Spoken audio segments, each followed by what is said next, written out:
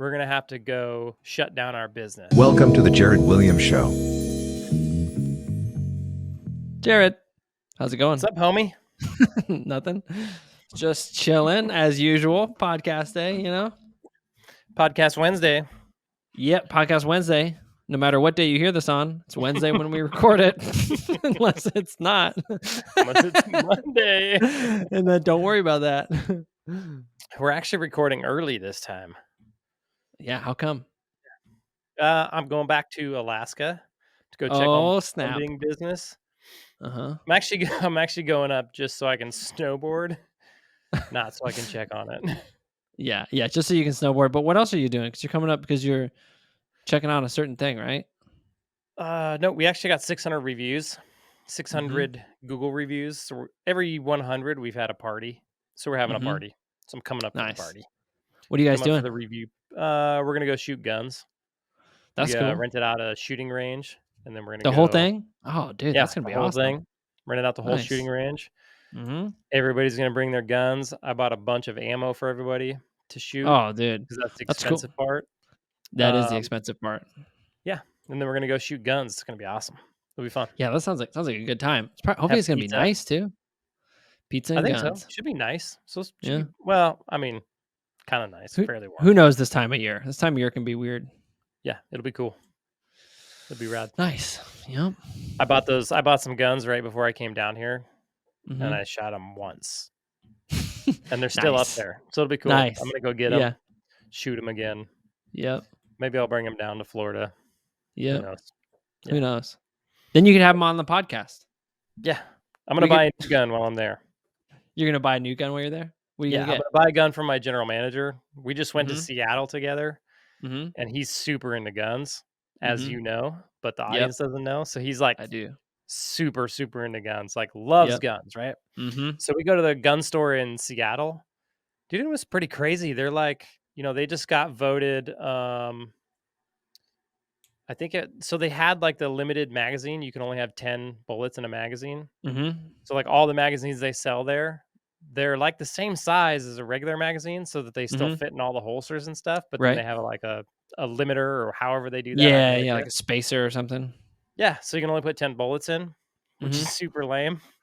But then they had just passed where they were most likely going to pass their bill about assault rifles. They're going to ban them. Oh, to ban the assault rifles? Yeah. Gotcha. And so I asked the gun store owner, I was like, what are you going to do? He's like, I'm going to go get a new job. I'm going to have to shut my store down. Oh, because he probably sold mostly assault rifles? Yeah. That was his whole, it's like 90% of his income was assault rifles. Holy moly. Accessories and magazines and bullets and all that stuff. Huh. He's like, without that, what am I going to sell? And he said the bill is so vague. They don't even know if like it's going to include like pistols that, with a magazine. Right. So they don't know. So they're just waiting. They're just waiting.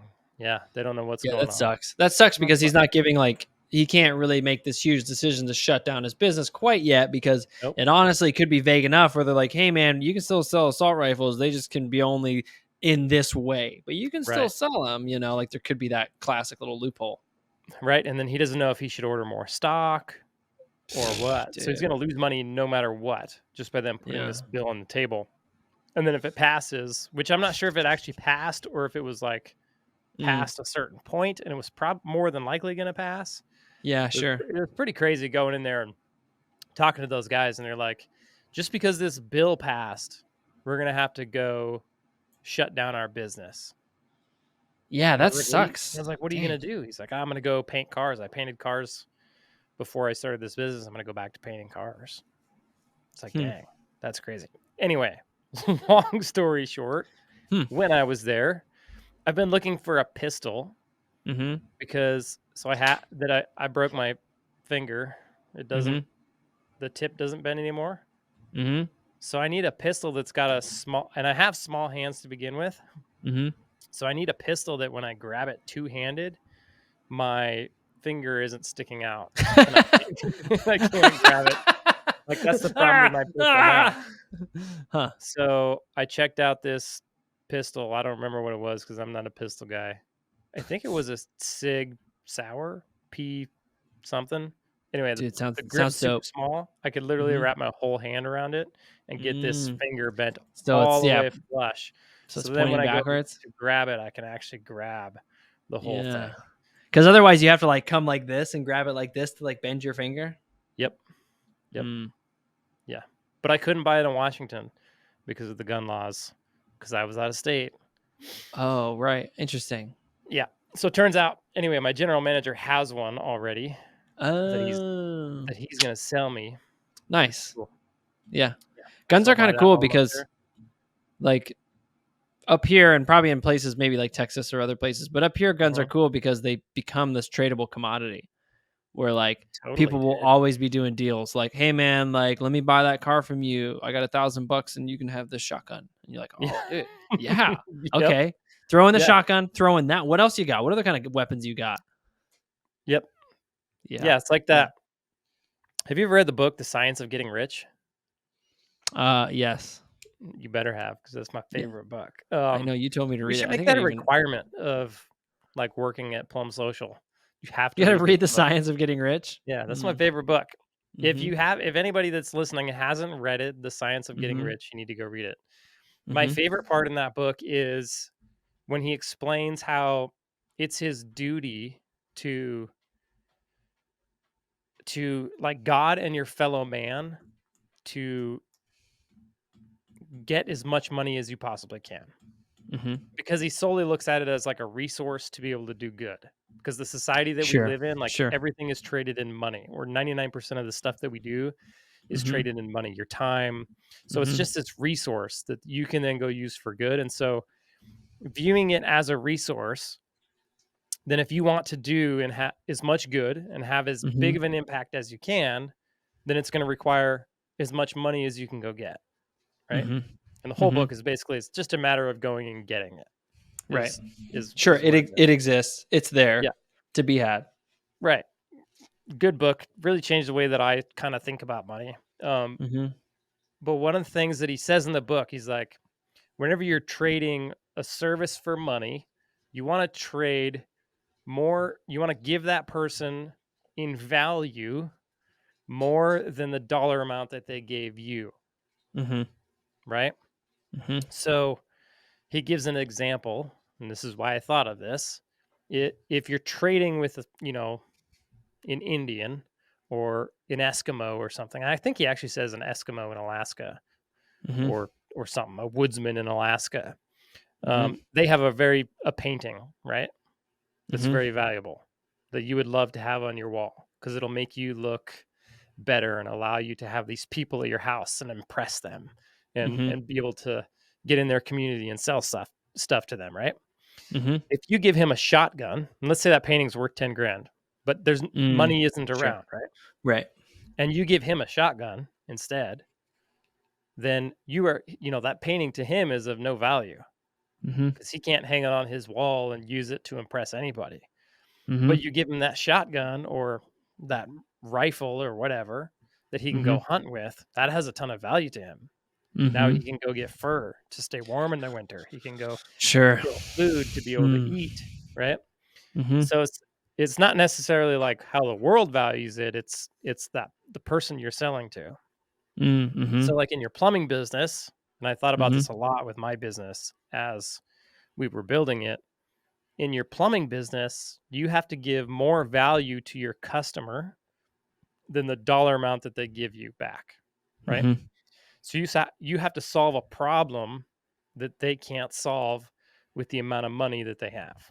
Mm-hmm. So you have to give them a skill. Right. You have to give them, and really what it boils down to is, and we talk about this a lot, you have to give them a service that Mm-hmm. is worth the money that they have to pay you for it. Right. Right. Mm-hmm. It's a good thing to keep in mind. Mm-hmm. I don't remember what we were going to talk about in this podcast, but It's funny. I don't remember either. me neither. But that's a good book. If you haven't read it, go read it. And really really wrap your brain around those concepts there. Number Yeah, one, and even money's Go a ahead. resource. Number two, yeah. to trade something, you have to give them more value than the money that you receive for it. So like So before- another let me give you one more example. Keep that question in your mind though. Okay, it's So in there. like a book. This is a really good example. If I Mhm. were to buy a $10 book, but Mhm. that book then taught me something that allowed me to go make $1 million, Sure. right? Mhm. I bought that book from the person who wrote it for $10, Mhm. and it gave me more value than that $10 in return. Yeah. Yeah. That's a really good example. That's kind of Mhm. how you want to think about like all of what you do. Mhm. So even in like our like Plum Social, because you're part of Plum Social, like with that, our whole goal is to give more value to them than the Mhm. money they give us for our Mhm. monthly fees, right? By like doing their social media and putting their brand on the community, really Mhm. permeating areas of the community with their brand, Mhm. they're then getting brand recognition, phone calls for their companies, Mhm. getting plumbing work, selling jobs. Like the value that they get in return is far Right. beyond what they're paying us Right. monthly to do their Yep. social media, right? Yep. Yeah. Yeah. It's good to find that product that can Mhm. achieve that to the highest level possible. Yeah, Because. yeah, Mhm. and that's the thing, like, the larger that split, Yeah. the more Mm. you can actually sell that product for, or the higher Mhm. your profit margins can be, right? Yep. Yep. Like, if I were to sell you a product for $10 that then made you $20, right? Mhm. Versus if I sold you a product that, for $500 that made you $1,000,000, Right. I'm I'm gonna be able to sell more of that $500 product. I'm gonna Right. be able to sell for a higher profit margin as well, because I Mhm. could creep that Mhm. up to, I could take that $500 product, I could sell it for 5,000 and it'd still be worth it, right? Yep. Definitely. But that $10 product, I'm kinda stuck. I can't sell it Yep. for much more because it only brings $20 in value, Sure. right? Yeah. Sure. Hmm. I So like thinking about those things. and those are good things to think about, especially in your Yeah, business, because that again, we talked about a couple episodes back, like not competing on price, because that keeps you out of just always thinking about your price as your competition point. It lets you think about all the other parts of your business and how to add value to all these different parts of your experience that really right. can make you stand out. You deliver on a service that far surpasses the actual Yep. dollar value. Yeah. So when you read that book, like how did you think about money before you read The Science of Getting Rich? So, because coming up when you come up in an American home, at least my American home and most of my friends' homes, money was a thing that was limited. And your Mhm. parents viewed money that was limited. And that's Mhm. likely why they had limited amounts of money. So, and so they were taught that, so they taught you that. And you can just keep going back. Your Sure. family's just been believing that money is a limited resource. And it comes from, them just working for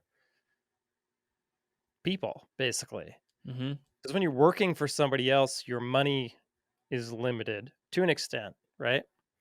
Mhm. You can always go, and most people don't think this way. Like, you could always go and try to move up in your company, Right. right? So you could Mhm. go better yourself, gain skills, become more valuable, and then move up in your company. And then if you stop moving up in one company, you can move sideways to another company and Mm. then move Mhm. up in that company, right? Mhm. And just keep doing that. And you can get Sure. to, depending on how many skills you acquire and how valuable you come, you could do that infinitely. Right. You could go be the CEO of some $1 billion company and make billions of dollars being a CEO, Mhm. or at least hundreds of millions, right? Right. So it's not just in business, it's also in going to work every day. But most people believe, like, okay, I can only achieve a certain amount. Hmm. There's a ceiling on how much money I can make. They don't believe that anybody can go gain more skills, take more risk, make moves, and make more money. They believe Mhm. that, Hmm. and if they believe that they can, right? Even if they believe that they can go make more money, they believe that the cost of making more money is Mm. far outweighs the benefit of making more money. Mhm. And they also don't have the belief that it's they're called, that it's their duty to Mm-hmm. earth, to, I guess, their duty to their fellow man and to God to go get as much of this resource as possible. Mm-hmm. So they're stuck thinking, like rich people are evil, Sure. or Hmm. people Mm-hmm. who have a lot of money just lucked upon it, or they, Mm-hmm. there's a lot of people who believe that they must have done something bad because Sure. they have all that money. They must have Sure. cheated or stolen to get that money, right?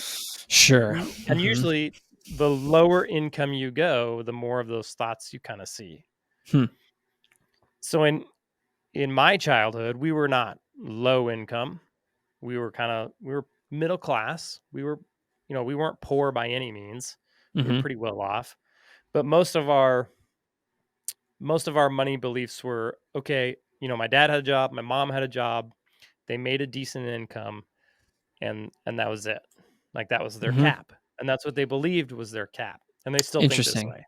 I argue Hmm. with them about it all the time. And so, because now they're retired. And they're like, well, I Yeah. can't just go make more money. I'm like, yes, you can. You just don't Sure. want to go make more money. Let's think about this Mm. differently, because you could totally go make more Mm-hmm. money. And they're like, yeah, but I don't want to put the work in to go make more money. And I'm like, that's because you believe it's a lot of work to go make more money. What if I Sure. told you can make a lot more money with very little work? Mm-hmm. Would that change? Like, would that change you wanting to go make more money? And they're like, well, yeah. And I'm like, well, guess what? It's fine. You can Mm-hmm. totally do that. You can go make Mm-hmm. money with very little work on your end.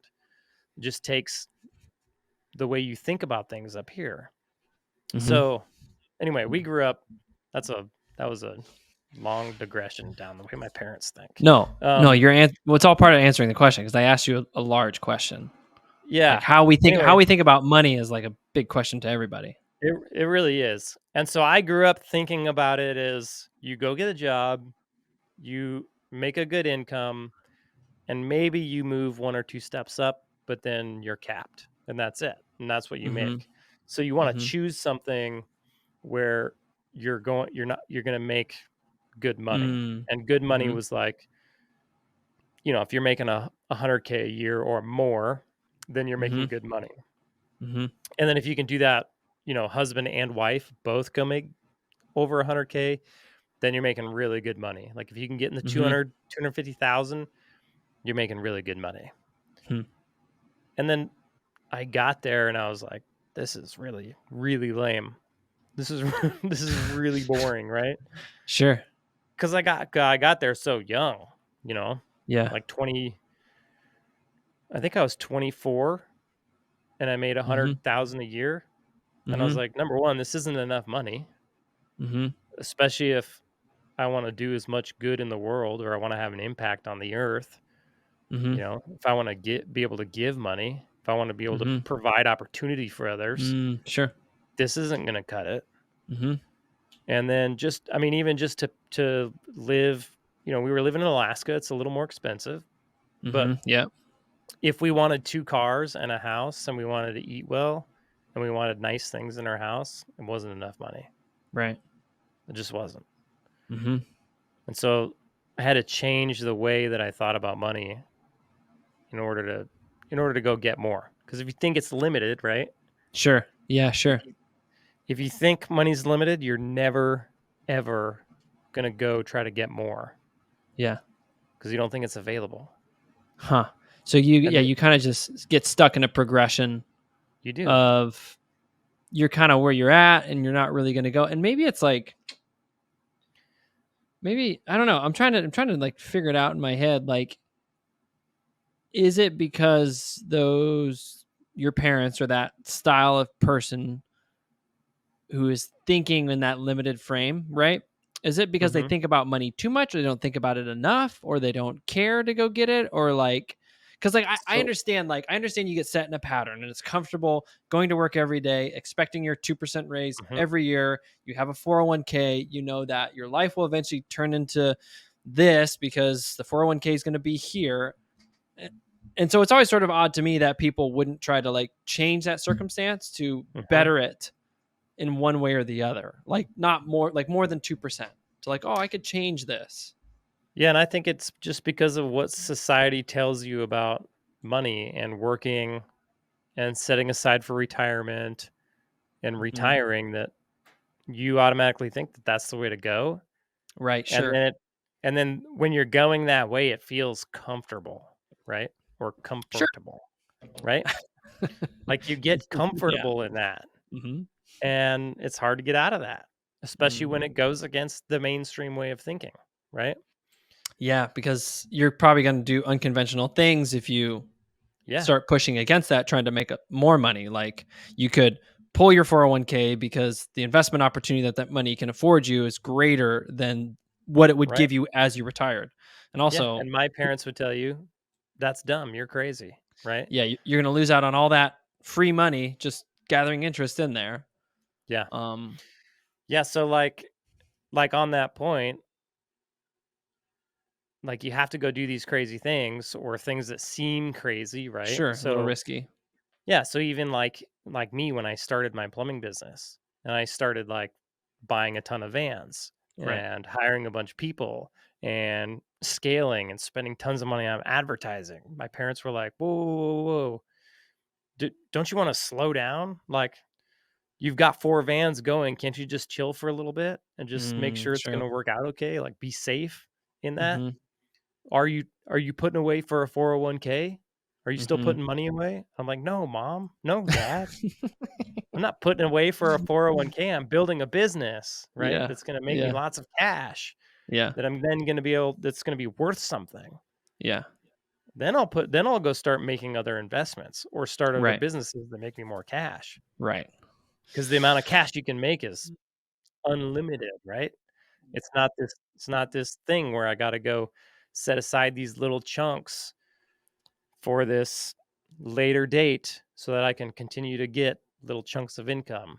No thanks. Yeah. I'll Yeah. pass And on that. then, but meanwhile, only ever being able to get enough to like live, hopefully, but Yeah, not live in a way that you're currently living, right? Because I know that like if I would have just yeah, let my 401k ride out, I would have been like, okay, well, we're limited.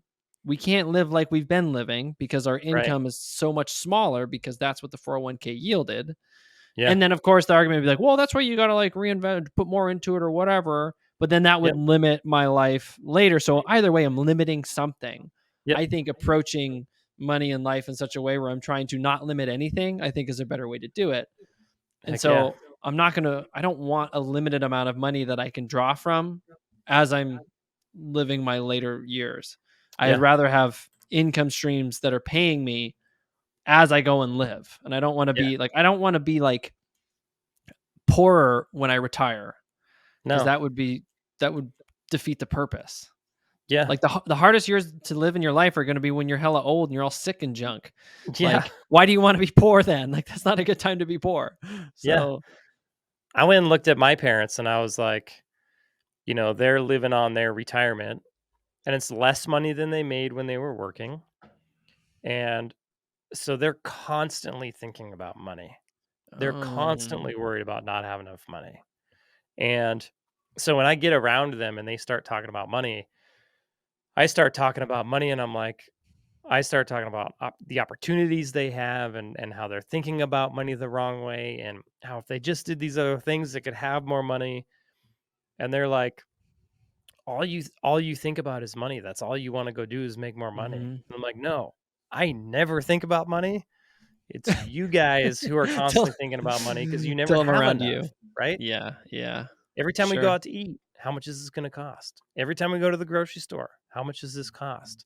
Every time they need a new t-shirt, how much is this gonna cost? How much can I save Mm, here? Versus me, I go out to eat, I don't even look at the price. I don't even consider it when I'm picking a place to eat.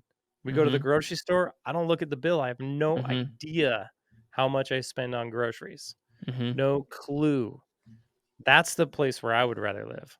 I mhm, don't I rarely think about money. mhm, So to me, it's an easy choice. I'm like, do I want to be like that, like my parents or some other mhm, retired people that I know and be limited on my money and be mhm, limited on the things that I can do and have to constantly worry about this thing? mm, Or do I want to put myself in a situation later in life where I don't have to worry about those things? right. I would much rather have the latter. I would much Yeah, rather have this. like excess overflow of money that then I can go pour into the community. I can pour into my employees. I can pour into my friends. Mm-hmm. I can pour into ministries, right? Mm-hmm. How much more, on your deathbed, how much more joy would that bring you to know, rather than skimping by and living the last 20 or 30 years of my life worrying about money all the time and how much I spent on all this stuff so I could save it all? How much better would it be to be on your deathbed and go, I gave millions of dollars away to this organization that then did all this good. Sure. I provided all this opportunity because of all these businesses I built. Look at all these employees now that have super awesome jobs, that learn new skills, that got paid really well, that were taken care of, and the customers that we got to serve that now have better businesses. All because of I thought about money just a little bit different. Mm-hmm. In my mind, there's no going back. Like to me, just forget about the other thing. I'm all in on making this excess happen. Sure. For sure. Because I don't see why not. I don't know why you wouldn't. Yeah, I don't really know why you wouldn't either. I'm just trying to think with my experience with money. I don't know. I don't think I've ever been like super attached to it in the sense that like I would feel afraid. Like I don't know. I look at my bank account every day because I think for me, I just like to know what my money's doing, what it's at. Like, okay, I got to pay this bill. Cool, we're on track because I don't want to make any mistakes, right? Right. So I know what it's all doing, but I'm never afraid to be like, oh, there's an opportunity to spend a bunch of my money. I should spend a bunch of my money. But it's because I know how much I make and I know where everything's at that I feel comfortable in doing that. But I've never one. It's never. I was never afraid to look at my bank account when I didn't have any money. That was never an anxiety for me. Like I remember looking at my bank account and being like, man, I got $1,100 in there. And I was never like, oh my gosh, I'm screwed. I'd go, dang, I got $1,100 in there. That's not very much. Am I going to make it till paycheck? I'm going to make it till paycheck. And I don't know. Cause I know that I know people where that is a difficult thing for them to do, to like look at their bank account, recognize what it means, and then like do something about it. Like I know people who just like don't even pay attention to it and they pretend like it's not there. And that to me is always really weird because well, what's the point? It's not helping you then. It's just it's like even if you have a ton of money in there and you're like, well, I don't pretend it exists. And I'm gonna live as like, I don't know. I don't want to say like as humbly as possible because I think there's a difference, right? There's a difference in intentionally for a purpose living a very frugal life. Like I think if somebody is living a frugal life by choice because there is some, I don't know, reason why they're doing it and they're still making money. Like, because there's a purpose behind it, but just to live a frugal life because you're afraid of your bank account dwindling. Yeah. To me, shows a weird mindset. It demonstrates the mindset that you don't think that you can go make more money, that you don't think you can replenish that because that should be your goal. Yeah. I think it really depends on the mind or the heart behind it. Right. Yeah. Because there is this weird thing, like in the church, like growing up in church, that I noticed, like people really look up to people who make a ton of money, but then they live really frugally for some reason. But then the guy who makes a ton of money and lives lavishly, he's like looked down upon. And to me, it was always weird. It's like, who cares how they live or how much money they make, right? Why not? To me, it's like, how much are they giving? Like, if you've got a ton of money in the bank, that's not doing any good, right? If you're hoarding it all and living super cheap, what good are you doing? If you're making a ton of money and you're living super lavishly, well, what good are you doing? Right. I guess the question's the same either way. What good are you doing? And I think sure. I think that's probably more important. Yeah, and I think again, it goes that into is the how question. you look at money. Like, is it limited? Are you going to hoard onto it? Because you can make tons of money and still have that mindset. Yep. Like, is this a limited resource? And that a lot of people fall into that downfall of trying to hoard their money and hold on to it, and they're afraid to like go spend it in order to Mhm. make more money. Mhm. And I know we talked about that on the last couple of podcasts. And that's it comes from that same mindset of this is limited. And the sooner you can Yeah. get over that, the sooner you're going to be willing to go spend that money on things that make you more money. Right. And the more willing you're going to be when you get money to go give it away and to go Mhm. invest in these other things. Mhm. Yeah, it's Yeah. kind of interesting because I'm thinking about like the smart people that I listen to on podcasts, like whether it's like Jordan Peterson or Joe Rogan or all these people, and like the one thing that they don't really ever talk about is money. Mhm. And my guess is because it doesn't occur to them to think about it. And it Right. also could be because there's just sort of a stigma within society that you don't talk about how much you make, which like I understand that, but they they never bring it up. Mhm. And I think to me, they just seem like people like obviously those dudes, they got money, right? They ain't hurting for nothing. They never Probably check not. their bills when they go and buy stuff because that's not a Yep. big deal to them. But what that does is allows them to free up all their time and their mind to be able to think and pursue better things. Like if Right. Joe Rogan was worried about how much money he had all the time, he probably couldn't have a banger podcast and enlighten us and introduce us to people who are super smart because he was worrying about his money. Yep. So I think what you said was a really good thing, which is we should be thinking about what is the good that we're doing. Like, what sort of help are we bringing to the community? What, if any, suffering are we alleviating with our resources? And to Yeah. consider that money is just the resource that we have. And to be afraid of it or to love it too much, both of those things, like they both put you in the same position Yep. where then either way you're not doing as much good because you're dwelling upon money too much, whether because you just hoard it all or whether because you just think there's not enough and you don't spend any of it. um Yeah. I would caution, like, even not to just think of the good that you can do in the community or good that you can do in missions or whatever around the world. I would say you need to think about, like, how can you use this resource first to do good here with yourself? Like, how mhm. can you free your own mind? How can you free Sure. your own time? Mhm. How can you free your own resources? And then move to your family, your Mhm. friends, and and have it be this thing that just moves out. Like Yeah, sure. it can be a huge thing, right? I Mhm. like to think of it like, um, you know, I would love to give tons of money to certain missions and mission fields and good causes, but for me personally, um, and maybe this will change as my income grows, in the future. But like right now, I focus on I'm I want to, number one, free my time and free my Mhm. brain. That way it Mhm. allows me, like you said, to think better, to think more clear, to spend my time doing things that are going to be able to grow it even further. Mhm. Um, and then I spend it on businesses, right? And Mhm. hiring people and creating more opportunity so that other Mhm. people can then go make more money, which is Right. super cool because the Yep. bigger that gets, right? I try to view it as this Mhm. giant pyramid underneath. The bigger that Mhm. gets, the more people that are making a bunch of money, they're going to go do those same things. They're going to go give Right. to missions. They're going to go give to their community. Sure. They're going to start businesses and provide opportunity.